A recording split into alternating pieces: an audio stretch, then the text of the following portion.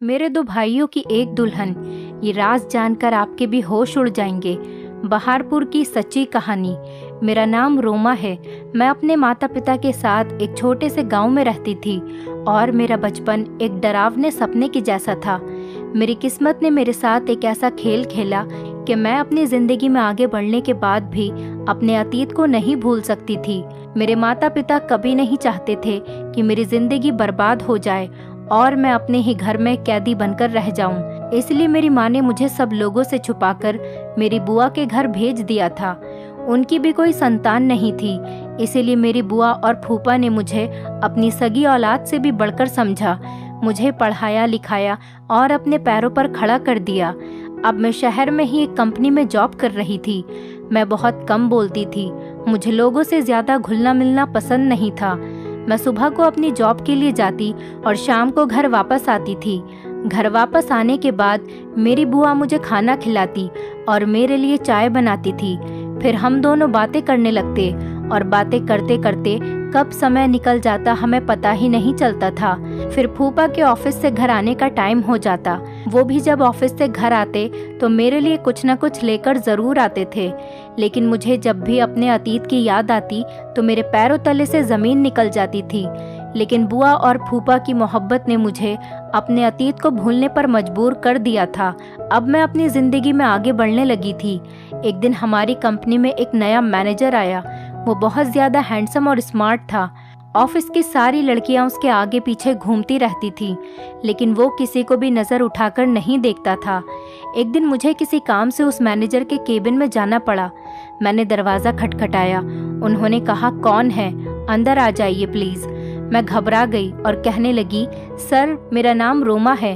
आपने मुझे ये फाइल दी थी, लेकिन मुझे इसका पिछला रिकॉर्ड समझ नहीं आ रहा। क्या आप मेरी हेल्प कर देंगे?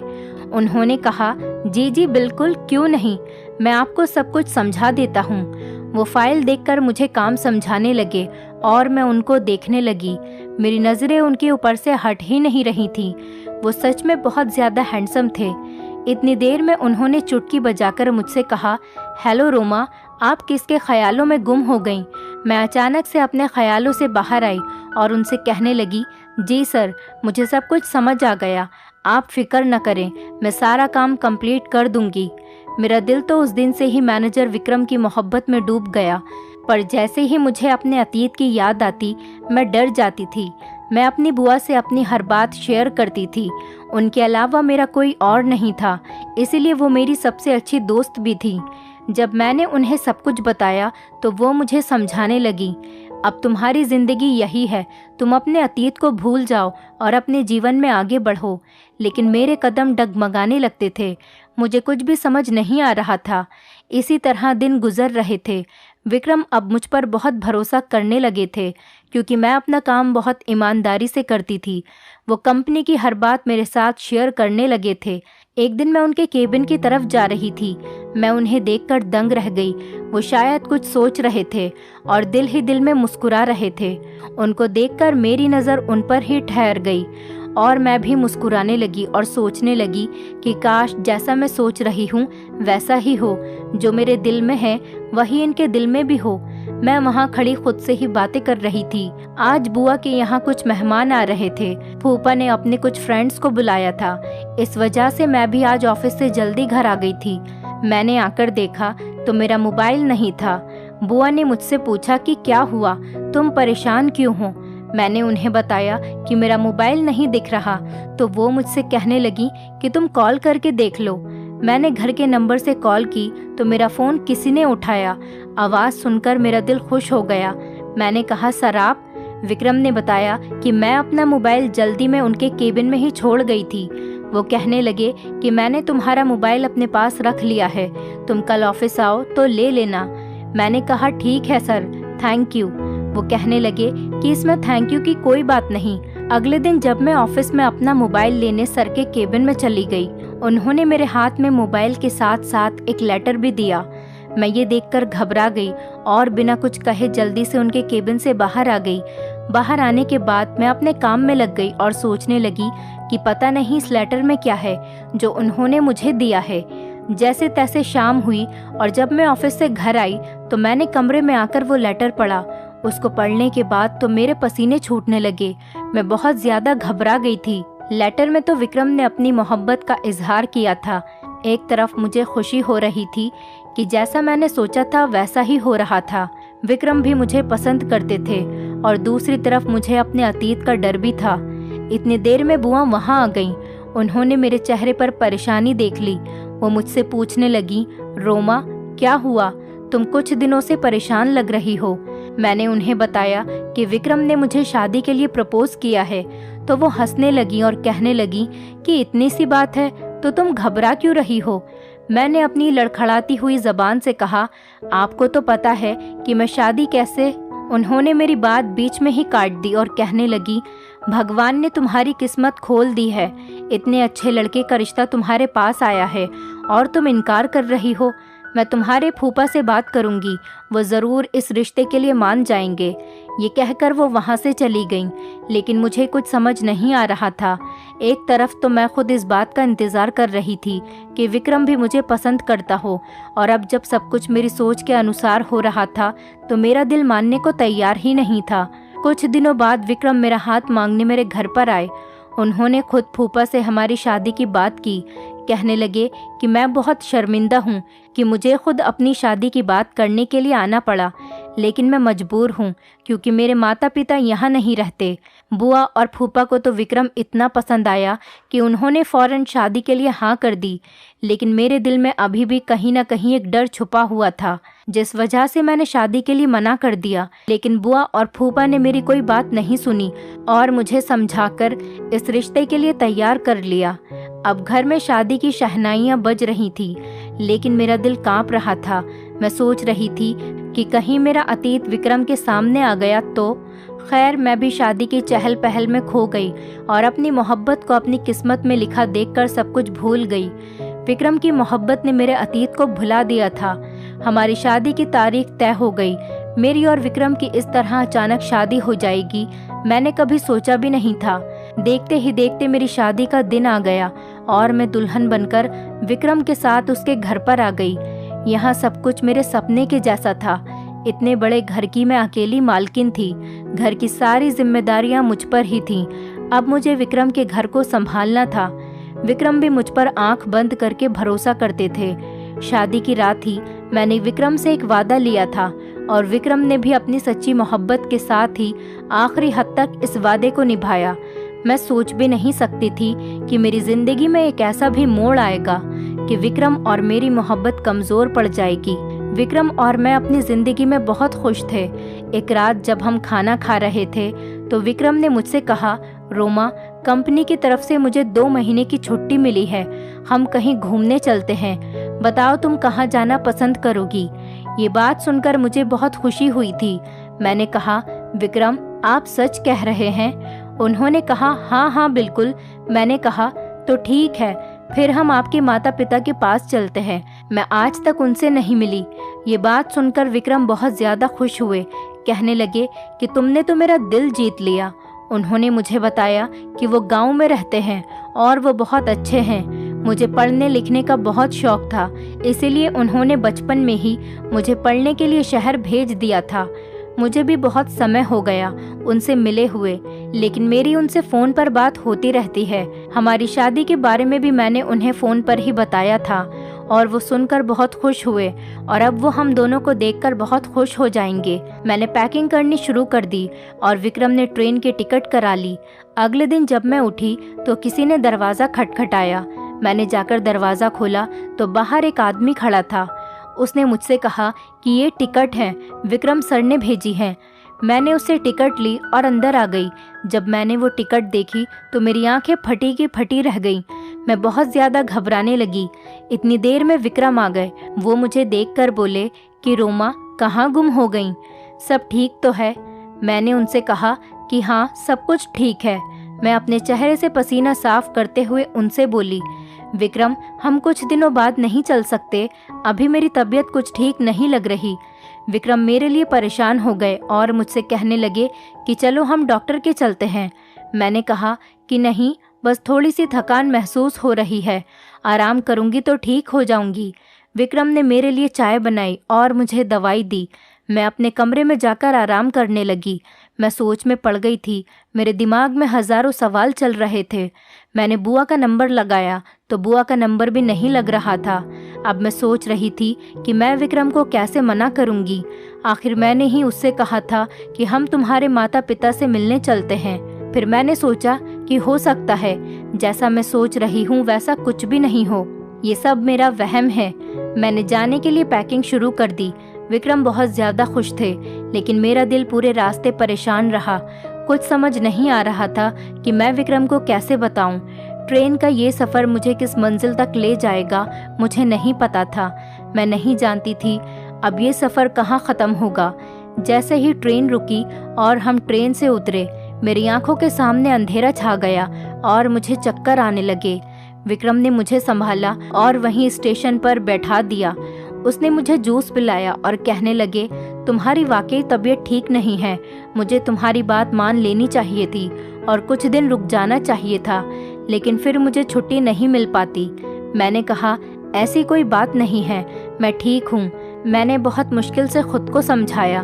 मैं और विक्रम स्टेशन से गांव की तरफ चले। मेरा दिल जोर जोर से धड़क रहा था, मानो जैसे मेरे कदम आगे बढ़ने को तैयार ही नहीं हों। जैसे जैसे हम विक्रम के घर की तरफ जा रहे थे, मेरा दिल बहुत बेचैन हो रहा था। हम जैसे ही उसके घर के दरवाजे पर पहुंचे, डर की वजह से मेरे पसीने छूटने लगे।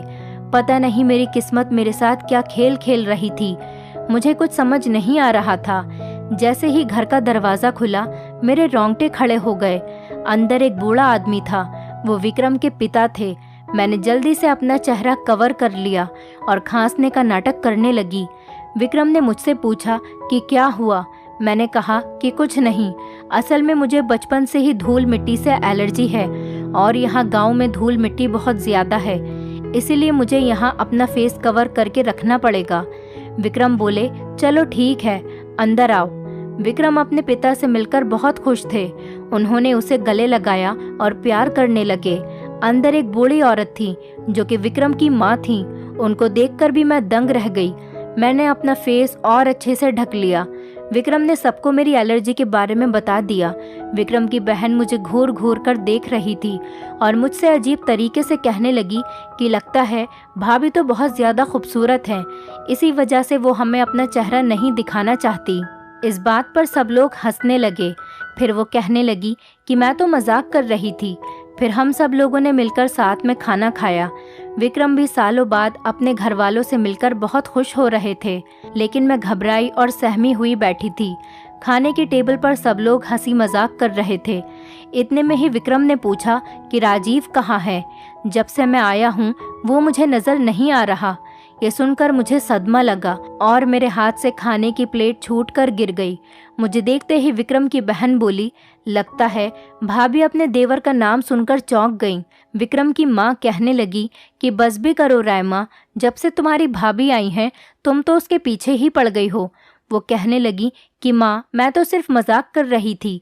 विक्रम के पिता ने बताया कि राजीव कुछ काम से गांव के बाहर गया हुआ है, उसकी भी शादी हो गई है, कुछ दिन में वो वापस आ जाएगा। अपनी पत्नी को भी साथ में लेकर गया है ताकि उसकी भी थोड़ी सैर हो जाए। खाना खाने के बाद मैं अपने कमरे में आ गई और अपने चेहरे से अपना मास्क हटा दिया। अपने आप को मैं आईने में देखने लगी। मेरे दिमाग में बहुत सारे सवाल आ रहे थे। मेरे अंदर अजीब सी बेचैनी हो रही थी। इतनी देर में किसी ने दरवाज़ा खटखटाया। मैंने जल्दी से अपना मास्क लगा लिया। दरवाजे पर विक्रम थे। वो मुझे अपने घर वालों के बारे में बताने लगे। अपने घर वालों से मिलकर वो मुझे बहुत खुश लग रहे थे। पता नहीं मेरी किस्मत में आगे क्या लिखा था। मैं उनको कुछ बता भी नहीं सकती थी क्योंकि मैं विक्रम को खोने से डरती थी। मैं सोच रही थी कि विक्रम सब जानने के बाद कहीं मुझे छोड़ न दे। मैं ज़्यादातर अपने कमरे में ही रहती थी और सबको खांस कर दिखाती थी ताकि कोई मेरा चेहरा देखने की जिद न करे। राजीव भी आज वापस आने वाला था। यही सोच सोच कर मेरा दिल घबरा रहा था। मैं सदमे में थी। मैं अपने डरावने अतीत के बारे में सोच रही थी। मैं दिल ही दिल में उलझन में पड़ रही थी।